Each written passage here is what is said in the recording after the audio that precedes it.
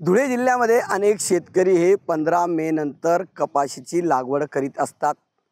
ज्या शेतकऱ्यांकडे मुबलक असं पाणी आहे अशा शेतकऱ्यांनी 15 मे नंतर कपाशीची लागवड केली। आपण बघू शकतो की या ठिकाणी 15 मे नंतर ज्या शेतकऱ्यांकडे पाणी उपलब्ध होतं अशा अनेक शेतकऱ्यांनी या ठिकाणी कपाशीची लागवड केली होती। मात्र त्यानंतर 20 तारखेच्या नंतर जो काही अवकाळी पाऊस झाला त्यामुळे मोठ्या प्रमाणामध्ये या ठिकाणी शेतांमध्ये पाणी साचलं होतं आणि बऱ्याच मोठ्या प्रमाणामध्ये आपण जर बघितलं तर या शेतांमध्ये तण उगवलं होतं। आता सध्या महिला मजुरांकडून या ठिकाणी तण काढणीचं काम आता सुरुवात करण्यात आलेली आहे।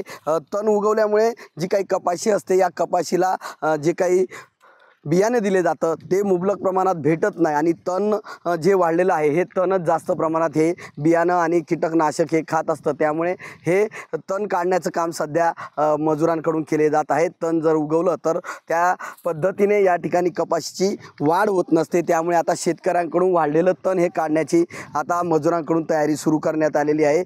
यंदा धुळे जिल्ह्यामध्ये जवळपास 3 लाख हेक्टरच्या पुढे पेरणी होत आहे। सर्वाधिक 2 लाख हेक्टरच्याही वरती या ठिकाणी कपाशीची पेरणी होणार आहे। सध्या 15 मे नंतर पिकले जे काही शेतकऱ्यांनी पेरणी केली होती या ठिकाणी या शेतकऱ्यांच्या शेतामध्ये आता कामं सुरू आहेत। मात्र अद्यापही अनेक ठिकाणची जी पेरणी आहे ही अद्यापही सुरू झालेली नाही, कारण पावसाने सुरुवात केली त्यानंतर आता पावसाचा खंड पडलेला आहे। आता ज्यावेळेस चांगला पाऊस होईल त्याच वेळेस आता खऱ्या अर्थाने पेरणीला सुरुवात होणार आहे।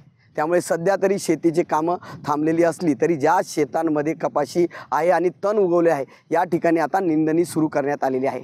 मनीष माचोळे, TV9 मराठी, धुळे।